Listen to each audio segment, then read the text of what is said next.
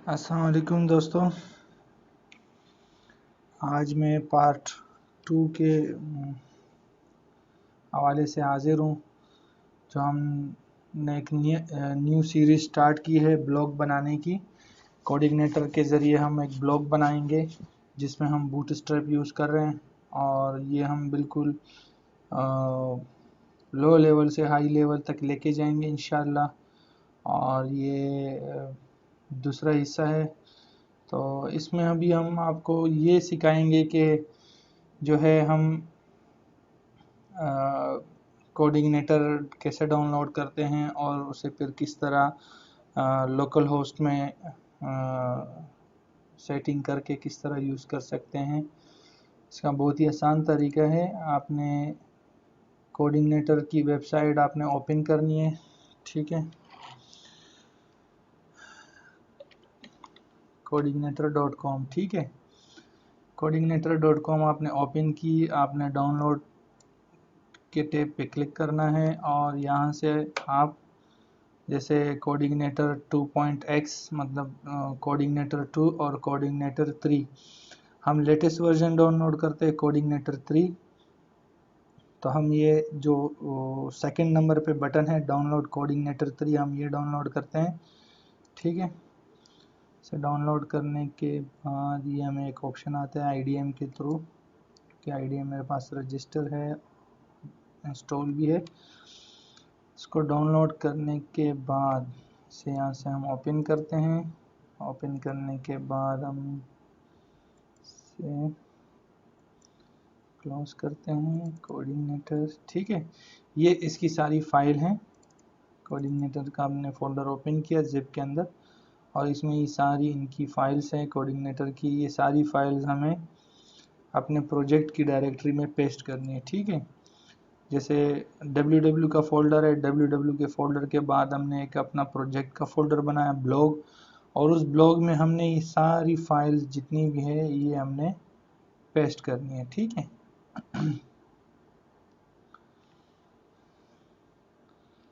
अब ये एक्सट्रैक्ट हो रही है।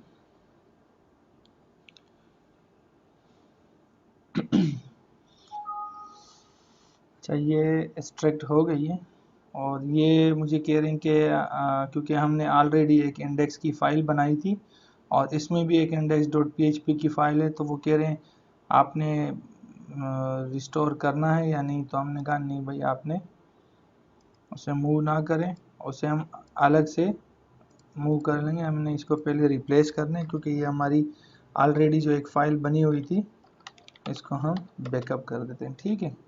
अब हम ये इंडेक्स की फ़ाइल यहाँ मूव करते हैं तो इसमें कोई इशू नहीं हुआ। अच्छा, यहाँ से जब हमने ये सारी चीज़ें कर ली, ठीक है, तो अभी हम जाते हैं अपने ब्राउज़र पे और इसे रिफ़्रेश करते हैं, ठीक है।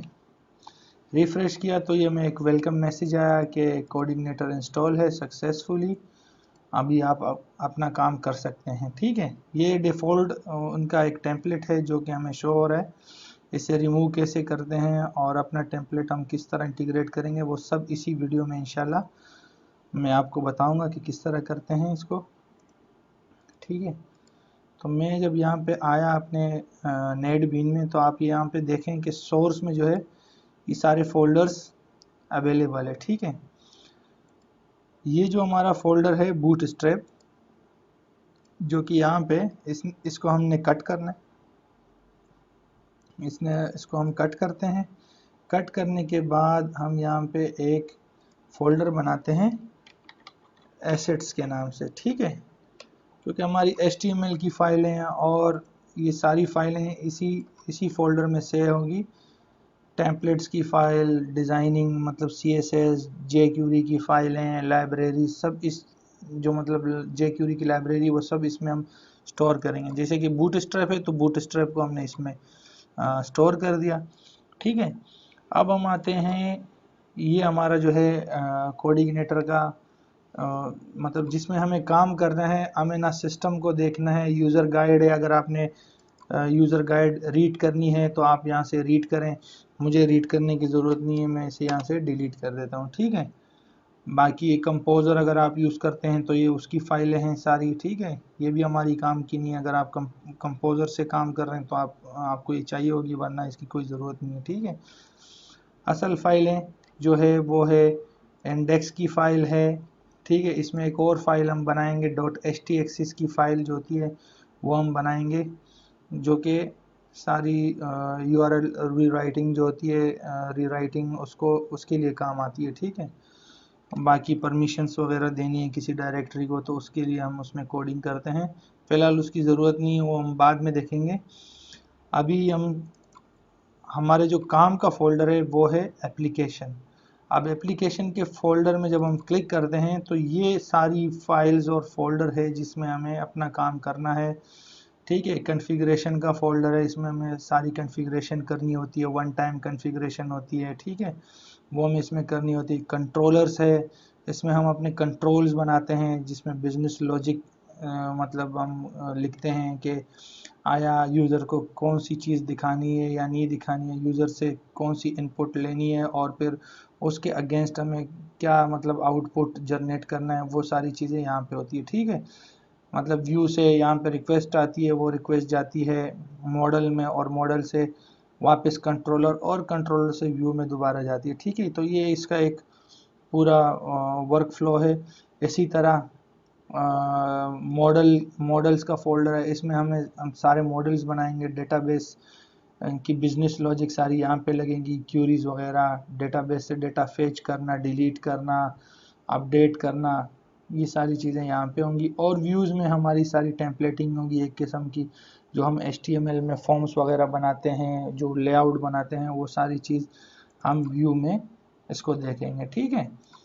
तो और ये जो है लाइब्रेरीज है, अगर आपके पास कोई लाइब्रेरी है, ईमेल लाइब्रेरी है, कोई भी पेजिनेशन लाइब्रेरी है, गर्ज के कुछ भी है, मतलब जो PHP में libraries already built in libraries होती हैं, ओपन सोर्स गिटहब से मिल जाती है, वो आप यहाँ पे उनको स्टोर करेंगे और फिर आपने अपने कंट्रोलर में उसको कॉल करना है या कॉन्फ़िगरेशन में आपने उसको इनिशियलाइज करना है। इसी तरह अपने हेल्पर्स की फ़ाइल होती है, हेल्पर्स में आप कुछ ऐसे फंक्शंस या मेथड्स बनाते हैं जो आप बार बार यूज़ करते हैं, तो आप वो यहाँ पे डिक्लेयर कर दें, तो वहाँ से आप फिर उसको यूज़ कर सकते हैं, ठीक है। थर्ड पार्टी ये भी लाइब्रेरीज़ की तरह है, इसमें भी आप जो है लाइब्रेरीज़ जो है जो थर्ड पार्टी ने बनाई होती है वो आप इसमें यूज़ कर सकते हैं, ठीक है। हमारे जो फोकस की चीज़ें हैं, कंट्रोलर है, मॉडल्स है और व्यूज़ है। इन 3 फोल्डर्स में और कुछ काम जो है हम कॉन्फ़िगरेशन में करते हैं, लेकिन बहुत ज़्यादा काम हम यहाँ नहीं करते हैं। ये एक किस्म की वन टाइम काम होता है जो हम यहाँ पे करते हैं, ठीक है। तो ये जो 3 फोल्डर है, व्यूज़, मॉडल्स और कंट्रोलर, ये हमारे बहुत काम के हैं, ठीक है। अब हम आते हैं नेटबीन में। नेटबीन से हम एप्लीकेशन का फोल्डर ओपन करते हैं और यहाँ पे अगर आप देखें तो एक कंट्रोलर है वेलकम, जो कि हमें यहाँ पे शो हो रहा है, ठीक है। वेलकम का ये कंट्रोलर है, क्योंकि इसको हमने डिफ़ॉल्ट कंट्रोलर जो है यूज़ किया हुआ है यहाँ पे कॉन्फ़िगरेशन में, तो इसलिए बाय डिफ़ॉल्ट यही कंट्रोलर लोड होता है जब हम ये URL फेच करते हैं, ठीक है। तो अगर मैं यूँ लिखूँ index.php/welcome, तब भी यही फाइल ओपन होनी है, क्योंकि इस इस कंट्रोलर के इंडेक्स के मेथड पे हमने ये व्यू कॉल की हुई, ठीक है।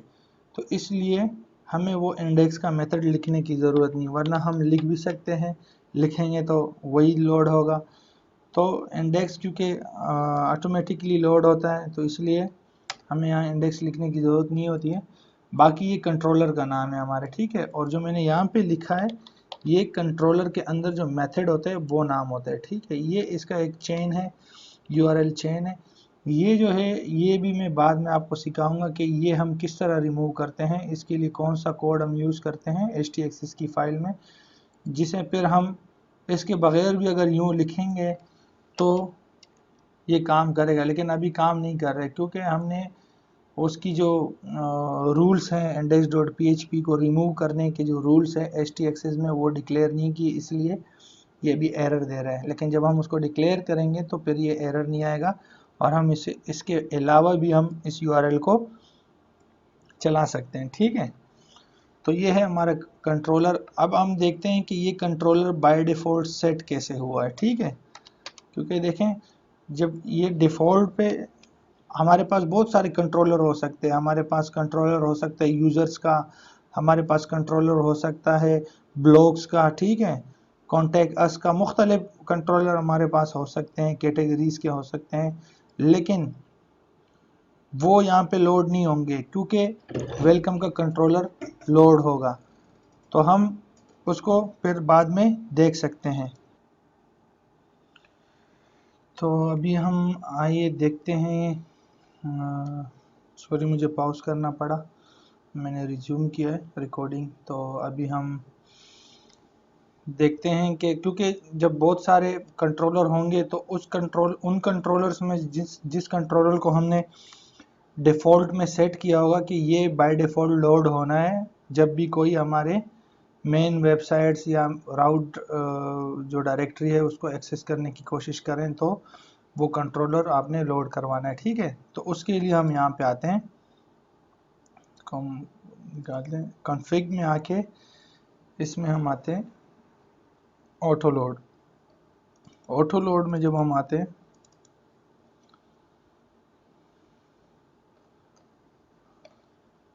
सॉरी ऑटो लोड्स नहीं, राउट्स में हम आते हैं। ठीक है, यहाँ पे एक कंट्रोलर हमने सेट किया हुआ है डिफ़ॉल्ट कंट्रोलर। ठीक है, इस डिफ़ॉल्ट कंट्रोलर को हमने चेंज करना है। जब हम अपना कंट्रोलर बनाएंगे तो हमने वो नाम देना है। ठीक है, पहले तो हम आते हैं यहाँ पे अपना कंट्रोलर बनाते हैं। ठीक है, कंट्रोलर हम किस तरह बनाते हैं उसका भी मैं आपको राइट क्लिक करते हैं, न्यू पीएचपी की फ़ाइल। ठीक है, और यहाँ पे हम जैसे एक बनाते हैं कंट्रोलर फॉर एग्जांपल यूज़र्स। ठीक है, यूज़र्स के नाम से हमने एक कंट्रोलर बनाया। ठीक है, अब इस और एक स्टैंडर्ड हम बनाते हैं कि जब भी हम एक कंट्रोलर बनाते हैं तो हम अंडरस्कोर कंट्रोलर उसके साथ लिखेंगे ताकि हमें पता हो कि ये हमारा कंट्रोलर की फ़ाइल है। जब यहाँ पे इस जगह पे जब इसके टैब्स बन जाते हैं, मुख्तलिफ फ़ाइल ओपन होती हैं टैब्स, तो हमें पता हो कि ये जो यूज़र्स है ये आया कंट्रोलर की फ़ाइल है या मॉडल की फ़ाइल है या व्यू है, तो हमें यहाँ से पता चल जाएगा। इसलिए हम अंडरस्कोर कंट्रोलर साथ में लिखते हैं ताकि हमारे लिए आसानी हो। ठीक है, ये मैंने ओपन किया। अब जब हम ये ओपन हो गया इसमें बाय डिफ़ॉल्ट क्योंकि पीएचपी की फ़ाइल है तो ये सारी चीज़ें इसमें आ जाती है खुद ही। ठीक है, इसको हम सेव करते हैं। सेव करने के बाद हम ये वेलकम का कंट्रोलर खोलते हैं कि इसने क्या किया हुआ है। आप देखें ये वेलकम का कंट्रोलर है जो बाय डिफ़ॉल्ट इसमें जब आप डाउनलोड करते हैं तो बना होता है पहले से ही। इसमें आप देखें एक लाइन होती है, ये डायरेक्ट एक्सेस नहीं करने देती है, उसके लिए एक लाइन होती है। ठीक है, और फिर हम क्लास लिखते हैं, क्लास जो हमारे कंट्रोलर का नाम होता है, जैसे यहाँ पे वेलकम डॉट पीएचपी फाइल का नाम है तो यहाँ पे हमने क्लास का नाम भी वही वेलकम रख दिया। ठीक है, वेलकम रख दिया, उसको एक्सटेंड कर दिया हमने, इनहेरिटेंस हो रही है। ठीक है, यहाँ पे इनहेरिटेंस हो रही है। ये हमारा पेरेंट कंट्रोलर है, CI मतलब कोड इग्नेटर, आई से इग्नेटर, तो कंट्रोलर है ये जो है सुपर या पेरेंट कंट्रोलर है, उसको हमने एक्सटेंड किया है। सही है, वेलकम के अंदर। तो अब जो वेलकम की क्लास है इसमें वो सारी प्रॉपर्टीज़, वो सारी चीज़ें जो CI कंट्रोलर में डिक्लेयर है या बन गई है, वो सारी चीज़ें ऑटोमेटिकली इसको मिल गई। ये ऑब्जेक्ट ओरिएंटेड का कॉन्सेप्ट है, क्लासेस वगैरह अगर आप को ऑब्जेक्ट ओरिएंटेड में कोई मसला है तो यूट्यूब पे बहुत सारी वीडियोस है जिसमें कॉन्सेप्ट्स वगैरह बहुत अच्छे तरीके से समझाया गया है, आप वो वीडियो देख लें। बाकी आपको कोई इतनी ख़ास मुश्किल नहीं आनी चाहिए क्योंकि बहुत सीधी सी बात है कि ये एक्सटेंड कर रहा है CI कंट्रोलर को। ठीक है, वेलकम। तो बिल्कुल इसी तरह हमें भी अपना जो हमने यूज़र कंट्रोलर के नाम से एक फ़ाइल बनाई है, क्योंकि ये लाइन मैं यहाँ से कॉपी करता हूँ, बाकी हम खुद ही वहाँ टाइप कर लेते हैं कोड। ये लाइन मैंने यहाँ से कॉपी की, यहाँ मैंने पेस्ट की, ठीक है। अब मैं यहाँ पे क्लास, अच्छा मैं जो हमने फाइल बनाई है कंट्रोलर की, उसका नाम है users controller x tends CI controller, ठीक है। ये हमने एक ब्लूप्रिंट इसका बन गया, ठीक है। इस बात का ख्याल रखें, जो आपके कंट्रोलर का नाम है वही आपने क्लास को भी वही नाम देना है, वरना ये एरर देगा आपको, आपका जो कोड है वो चलेगा नहीं, ठीक है। क्योंकि हमने अपने एक कंट्रोलर बना दिया, अब हम ये कंट्रोलर का नाम कॉपी करते हैं और हम यहाँ राउट्स में आके डिफ़ॉल्ट कंट्रोलर को बताएंगे कि आपने अभी वेलकम को लोड नहीं करना है, अभी आपने हमारे इस कंट्रोलर को बाय डिफ़ॉल्ट लोड करना है। अच्छा, अब जब बाय डिफ़ॉल्ट ये कंट्रोलर लोड होगा, क्योंकि हमने यहाँ पे कोई मेथड उसका दिया नहीं है, ऐसा करके कुछ भी मेथड वेथड वगैरह हमने नहीं दिया है, तो ये बाय डिफ़ॉल्ट जो है, जो इंडेक्स की फाइल होगी, इंडेक्स का जो मेथड होगा, इसको हम क्लोज कर दें। इंडेक्स का जो मेथड होगा, जैसे हम लिखते हैं फंक्शन इंडेक्स, ठीक है, बाय डिफ़ॉल्ट ये इसको कॉल करेगा। आइए देखते हैं, दोनों फाइलों को सेव करते हैं, रिफ्रेश करते हैं, देखें क्योंकि इंडेक्स में कुछ है ही नहीं तो इसलिए वो एम्प्टी आया। अभी हम इंडेक्स में कुछ भी इको करते हैं, इको करते हैं टेस्ट, ठीक है, सेव करते हैं, इसे रिफ्रेश करते हैं, तो ये देखें ये बाय डिफ़ॉल्ट इंडेक्स की फाइल रन हो गई। इसी तरह अगर हमारे पास एक और मेथड है फंक्शन लॉगिन, ठीक है, echo this is login page, ठीक है, तो हम जब इसको रिफ्रेश करेंगे तो वो नज़र नहीं आएगा। हम जब इसे यूं एक्सेस करेंगे यूज़र्स, बल्कि यूज़र्स कंट्रोलर लॉगिन, तो ये देखें वो पेज हमने लोड करवा दिया। अच्छा, ये जो है यहाँ तक ये हमारे बेस URL है। उसके बाद जो नाम आता है ये हमारे कंट्रोलर का नाम है। उसके बाद जो नाम आता है वो है हमारे उस कंट्रोलर में एक मेथड का नाम है। अभी अगर हमें यहाँ पे इंडेक्स लिखता हूँ तो ये इंडेक्स का मेथड कॉल करेंगे, ठीक है, क्योंकि बाय डिफ़ॉल्ट इंडेक्स कॉल करता है तो हमें यहाँ ज़रूरत नहीं है उसे टाइप करने की। अच्छा, अभी हम यहाँ पे आते हैं दोबारा अपने बेस URL पे, मेन URL पे, रूट डायरेक्टरी पे, और वहाँ पे आप देखें इंडेक्स की फाइल लोड हो रही है। अच्छा, अभी इसे मुझे चेंज करना है /login, ठीक है। अब ये मेरा डिफ़ॉल्ट कंट्रोलर हो गया। तो क्योंकि कंट्रोलर के साथ मैंने उस कंट्रोलर के मेथड का नाम भी दे दिया, इसलिए इसने उस मेथड को टारगेट किया। इस कंट्रोलर में पहले कोड आता है, उसके बाद इस मेथड को देखते हैं, और मेथड में जो भी चीज़ हो रही है, जो भी बिजनेस लॉजिक, अब ये हमारी बिजनेस लॉजिक है एक किस्म की, तो ये यहाँ पे इसने आउटपुट दे दिया हमें। तो ये बहुत ही आसान है, बहुत ही इजी है। हमने इस वीडियो में हमने सीखा कि हम कोऑर्डिनेटर को किस तरह डाउनलोड करते हैं, किस तरह हमने अपने प्रोजेक्ट में इसे इंटीग्रेट करना है, किस तरह हमने इसकी कॉन्फ़िगरेशन करनी है, किस तरह डिफ़ॉल्ट जो है राउट सेट करना है, इस तरह की और भी। अभी जैसे ये है 404 और राइट, ठीक है, इसमें जो 404 की डिफ़ॉल्ट एरर जो आता है वो हम यहाँ से कस्टमाइज़ कर सकते हैं। हम एक कंट्रोलर के अंदर एक मेथड बनाते हैं 404 के नाम से या किसी भी नाम से, 404 एरर के नाम से, और उसे यहाँ पे हम डिक्लेयर करते हैं। तो फिर जब भी 404 का एरर आएगा तो वो जो हमने डिज़ाइन किया हुआ पेज होगा वो शो होगा, ना कि कोऑर्डिनेटर का अपना डिफ़ॉल्ट पेज शो होगा, ठीक है। इसी तरह आगे चलकर हम देखेंगे कि डेटाबेस की कॉन्फ़िगरेशन कैसी होती है। इसमें हम कॉन्स्टेंट्स वगैरह डिफ़ाइन करते हैं। अगर आपके पास कोई कॉन्स्टेंट्स हैं आप यहाँ डिफ़ाइन करें, ये कॉन्फ़िगरेशन की फ़ाइल है, इसे और भी हम मज़ीद देखेंगे कि कॉन्फ़िगरेशन में हम क्या क्या कर सकते हैं। यूआरएल सेट कर सकते हैं, बेस यूआरएल हो गई, ठीक है, इस तरह लैंग्वेजेस वगैरह हो गए, कैरेक्टर, बहुत सारी चीज़ें जो हमें यहाँ पे सेट करनी होती है। हमें जिस तरह भी इस्तेमाल करना है कोऑर्डिनेटर को उस हिसाब से। कुछ चीज़ें लोग इस्तेमाल करते हैं क्योंकि उन्हें उनकी नीड होती है, कुछ लोग नहीं करते। तो हमें जो नीड होगी इंशाल्लाह हम वो देखेंगे, वो सेटिंग्स हम अप्लाई करेंगे।